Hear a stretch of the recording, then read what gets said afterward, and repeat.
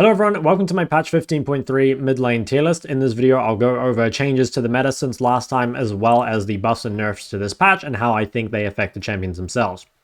So the big changes patch was the Domination Keystone changes, so Electrocute, Dark Harvest, and Hail of Blades all getting buffed. I got a lot of questions about this on Twitch all throughout the week. People asking, how does the new Electrocute feel? So my opinion on it is that Electrocute, obviously, like getting an extra 20 damage just flat is quite a lot. I don't think it's enough, though, for most champions that didn't take Electrocute before to start taking it now. So the main thing, or the main problem, I guess, with Electrocute is the Domination tree is not very good for most champs. Unless you can use Sudden Impact really well, or unless you can use Ultimate Hunter really well, the tree itself is kind of weak. That being said, if you are a champ that uses those, and the tree is actually very strong, right? Like something like Sudden Impact on champs that can use it actually ends up out-damaging your Electrocute a lot of the time because the rune is just so strong. So basically, I think Electrocute champs that already used Electrocute got better. I don't really think it's worth using on any champ that didn't take it before.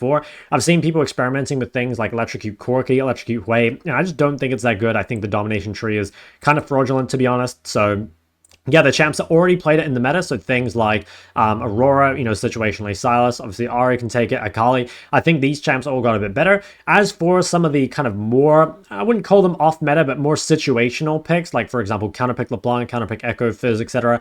Yeah, I think these are all better with Electrocute. Again, I don't think it's like so game-changing that it catapults any of them into a tier kind of above where they were, but it does make them a little bit more enticing, I guess, to pick. So yeah, keep an eye out. I do think Electrocute champs are nice, especially ones that were already OP, like Aurora being the main one, right? Like Aurora was already broken.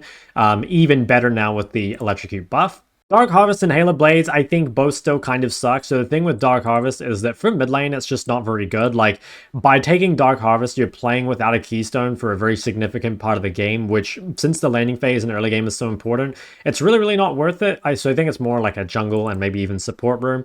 Hail of Blades, I can't really think of anyone this is like that great on because it's for melee attack speed is the main buff, and like the cooldown being lower on range, I think isn't that big a deal. Most of the champs that would take Hail of Blades on range, like Azir or maybe Tristana or something, are a little bit gated by other cooldowns, right? So on Trist, like you might have to wait for your W, or you might have to wait for your opponent to use cooldowns. And again, I think the Domination tree is just like overall not that good. So yeah, I think the Hail of Blades and Dark Harvest, at least for mid lane, are kind of whatever, but the Electrocute buff is nice. Now for actual individual champion changes, the first one here is Cassio. So they nerfed Cassio's scaling basically by nerfing her AP scalings on her W and her Q.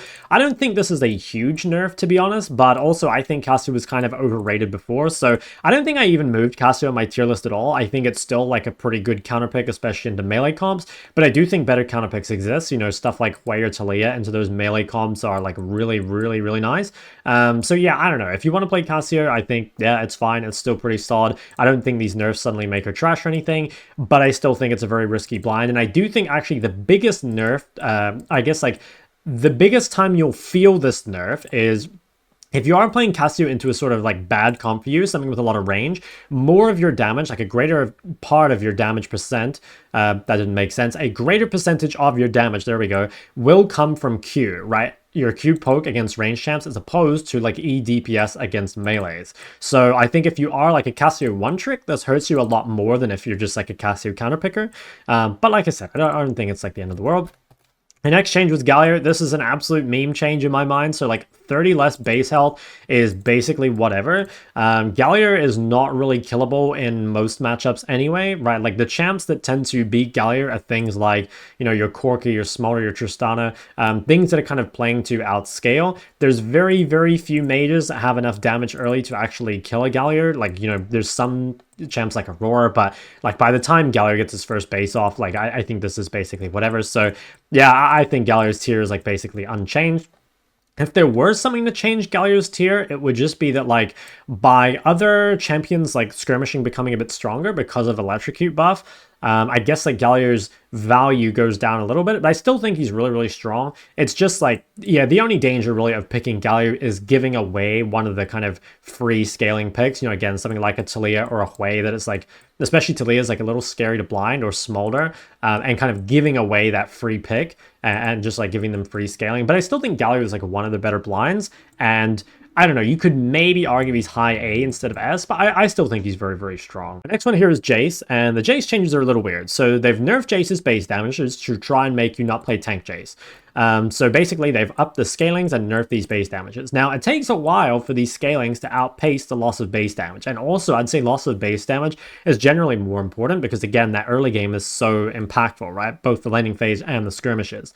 Now, the thing is, Jayce is a really good electrocute user, but only in some matchups. So I would say that like counterpick Jayce probably got better this patch. If you are in a matchup where you can consistently Q on your opponent with sudden impact and electrocute and really heavy trade, then I'd say you're better. The problem is there are a lot of matchups where you're unable to do that, right? Like if you Q onto someone and they have a CC, LeBlanc chain, Syndra E, Hwei EQ, etc., it's going to be really hard for you to do that. So yeah, I think counterpick Jayce basically is better, but overall Jayce is worse and he's a lot less blind pickable because now you can't play that tank Jayce build. Swain. So I think the Swain buffs are actually pretty nice. The thing is, I think Swain is still kind of the same as before. Like, this doesn't allow him to really be picked any more often. It just makes him a better option into, I guess, like comps where you were going to pick Swain before. So I think Swain is good against like melee heavy comps or something that can't really punish you in lane. So, you know, you can, for example, play Swain into something like a Galio where you can't really get punished. You can also play Swain into kind of like assassin champs or just things that are not particularly strong in lane. So stuff like Ahri obviously is quite good. You can play into any of the AD assassins like a Kiana or a Talon or whatever. The thing is, I think better counters still exist to these champions, but if you want to play Swain, I think it's definitely a little bit better now. I like the buff. And if you're Swain one trick, obviously this is quite welcome. Now, with the individual changes out of the way, I just wanted to talk about like some of the champs on the list in general. So the first one is Mel. So I've seen a lot of kind of conflicting opinions about Mel. Some people think Mel is complete trash. Some people think Mel is extremely broken. And I've also seen some like weird complaints, I guess, about Mel, which I think maybe is due to like the way people are building or something. So first off, the one that I see is that Mel sucks because like she falls off really hard late game. I would suspect that most people that are falling off late game as Mel are either building incorrectly or are playing the fights incorrectly. So first thing for build, I am making a Mel guide, but you can build like Luden's Shadowflame or something, and that allows you to spike very hard early. But, you know, like if you're complaining about damage to tanks late game, right, like if you're playing Luden's Shadowflame up against the Cassante, yeah, of course you're not going to do anything, right? Like you'd be using Luden's Shadowflame to specifically prior low MR, or I guess like squishy targets, and kill them in order to like snowball or win the fights. That way, get yourself more gold, and kind of like win the game by being like overstated, I suppose, as opposed to like actually having the best build. Now, if you're against a comp where you can't hit squishies or they do have tanks or something that you need to deal with, you definitely need to be playing something like Blackfire Cosmic or Blackfire Liandry, probably with a Void Third if they have Magic Resist. And this definitely allows you to kill tanks a lot better. But to be honest, killing tanks as a mage is pretty hard. You know, like even stuff like Taliyah or Azir, some of the better tank killers do really struggle with killing something like Cassante, especially if you have multiple APs on your team. You know, it's much easier to kill a tank with something like a Smaller, some kind of AD champ, or even a Corki or Yon, or something with mixed damage, or just like basically not AP damage because Magic Resist is so strong. So I think some of the complaints that people levy towards Mel are not actually Mel specific. That's just like more an AP champion thing. I guess another thing is that it's really important that you guarantee your missiles on Mel. So like if you manage to hit all your missiles, that adds up to a lot more damage. Obviously, if you just kind of tap someone with it and you proc the Comet and the Scorch and stuff, that's great early, but late game it doesn't really do that much. So it's tempting to kind of use it on cooldown because it is like low CD late game. But like it's really valuable if you can wait like half a second and chain it with someone slow or someone CC or even your own slower CC, right? Making sure all your missiles hit adds up to a lot of extra damage. Your E usage is very important for guaranteeing this, you know, and also lining up multiple targets. I think something else about Mel is that like her CC alone is actually quite good. You know, similar to Syndra, your E usage is very important, right? Like you can throw out your stuns on Syndra randomly and they'll be okay, but you know, that gives them a window to immediately engage on you. Your W can kind of disengage from some things, but you know, against other things, it doesn't really make a difference. So I think your E and W usage late game as well is quite important. And if you manage to survive, like you have a lot of range, low cooldowns, you put out a lot of DPS, and I actually think Mel scales pretty well. And I am in the camp that Mel is still very broken. Her biggest weaknesses are playing against like the other strong laning mages, like Ori and Victor can be tough, but she is kind of good at neutralizing, and I haven't really played against anything yet that has been too difficult for Mel. Obviously, I haven't played every matchup, but I'd say most things seem to be kind of nice for her. Another one I want to talk about is Taliyah. So I am in the camp that Taliyah, if you can get away with it, is one of the best champions in the game. I've kind of mentioned this before, but I think it's even more so now. Like, really the only thing is kind of keeping Taliyah from being played there are like a lot of bad, counter matchups essentially. But if you get away with Taliyah, whether that's because like you play the lane really well, or you have a lot of threat from your jungle support to help you mid, or your opponent just picks something that can't really pressure the lane, I think this champ is so disgustingly broken. A lot of her, power, I guess, comes from just simple DPS, right? Like, I see a lot of people saying, oh, Taliyah, you really need to make stuff happen with your ult, or she's so difficult because you need to like get a lot of roams off. And to be honest, it's like, yeah, if you can get like nice temper roams off with your ult, great, like that's all good. But like by far the most important thing is just farming well and like showing up and being a really strong team fighter, especially into melee heavy compositions or just short range in general. Taliyah is an absolute monster to deal with. So I think like, yeah, if you can greet a Taliyah situation right now, super broken. And the only reason I don't have her kind of like higher on the list is because she is a little shaky as a blind pick. Azir is another one I want to talk about. So Azir is actually getting a lot more play now, mainly because of the lethal tempo build. So you can either play lethal tempo with tank items, or you can even just play lethal tempo with nashers. And what that means is like you're actually a lot more useful early, as opposed to before. It's like you definitely needed to hit one item, whereas now like you can kind of skirmish before one item, getting the attack speed from lethal tempo. Specifically, people quite like picking Azir into Aurora. I mentioned I think it was in my counter pick guide, that Vlad is the meta counter to Aurora, and I mentioned Azir as well. Azir is, yeah, a pretty decent option because you can get away from the gank setup, while also having a relatively strong lane and scaling pretty well. It's also a fairly decent blind. Like, there are some bad matchups, but there's nothing that's like truly unplayable. And so like, if some of these OP champs are getting banned, or you need like a lot of safety because they've picked a very aggressive mid jungle, or yeah, mid jungle and support, then Azir can be a good option. I would say for most of you watching this video, unless you're really good at Azir, probably stay away from him. But just mentioning that he is seeing like quite a lot more play now in high elos. So yeah, if you're an Azir one trick or you're good at him, like, yeah, it's definitely a champ you can think about at the moment. In the same kind of camp as Taliyah, I think Hwei counterpick is really good. Now, Hwei is a lot more blindable than Taliyah, but I do think the payoff is not quite as high. So Hwei is really good into short range or tank compositions because of all his CC and sustained DPS, especially with the Blackfire Leandry build. And like I said, you can blind him because he's a good neutralizer, but he does have losing matchups. Like, I think Hwei against like Mel, Victor, Ori, Syndra is not that good, but it's like you can never really like completely fuck the Hwei, right? Like, he is going to be relevant no matter what. You will suffer before you get your wave clear, but once you get to like, I don't know, level 7 or so with some items, you can probably neutralize from that point. And I think Hwei, yeah, it's like one of the better, like if you see that the enemy team has picked a lot of tanks and like you do want something to kind of deal with that, and maybe you don't want to go for something like an Aurora because she's not the best tank killer, maybe you need a bit more safety than something like a Victor, I think that's a good time to go for something like the Hwei or Azir. Hwei is a lot easier to play, I would say, and yeah, if you're not a big Azir player, Hwei can definitely be one of your options to seeing like heavy melee comps or heavy tank compositions. There's a couple more champs I want to mention, one of which is LeBlanc. So I think LeBlanc is one of the biggest beneficiaries of the Electrocute buff because she absolutely loves the Domination tree. She uses the sudden impact rune perhaps better than any other champ in the game. And I think LeBlanc also can proc Electrocute so consistently early that the damage really does add up. The thing is, LeBlanc kind of stopped being played, or at least got played a little less, because there's some champs that kind of do the mid-jungle 2v2 thing a little better. Things like the, I think the Ahri is more consistent, the Aurora, the Galio. Also, there's like kind of some bad matchups in the meta.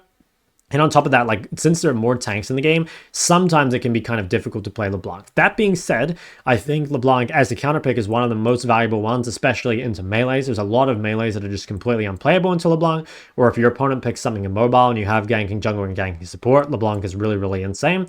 So I'd kind of put it in like, not quite Taliyah tier, but just similar to where like if you can get away with a LeBlanc and consistently snowball, champ is very good at the moment. Zed is something I wanted to talk about too. So Chobi's been playing a lot of Zed, and I've kind of been on the opinion for a while that Zed is pretty underrated.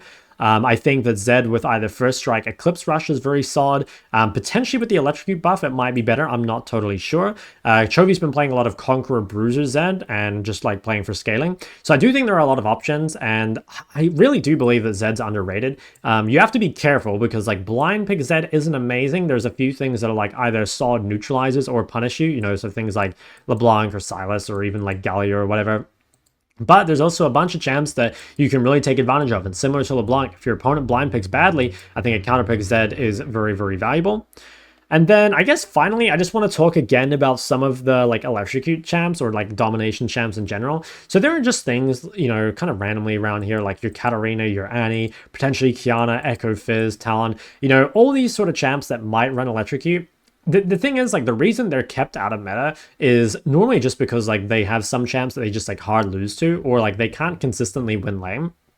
And I don't think like having 20 damage on electrocute is going to make the difference between like winning those matchups that you would have lost before. That being said, like if you do have a winning matchup with these champs, like now you scale and snowball even harder.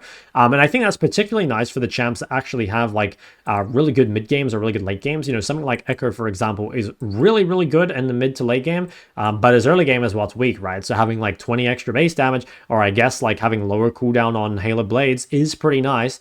Because like, you know, I guess actually thinking about it more, like Echo is one of those champs that is more gated by Halo Blades cooldown than he is something else, right? I think E is shorter than Halo Blades. So yeah, I think there's, I don't know, potential to these champs to be used as counter picks. But a lot of the time, there's still going to be better counter picks. Unless you're really, really good at these champs, it's probably worth prioritizing something a little bit stronger. But yeah, I think that the reason I like this buff so much is because I think one thing I complain about a lot in the game is the disparity between like how OP the like meta OP champs are and the rest. I think that no matter what, there's always going to be a meta, there's always going to be the best champs.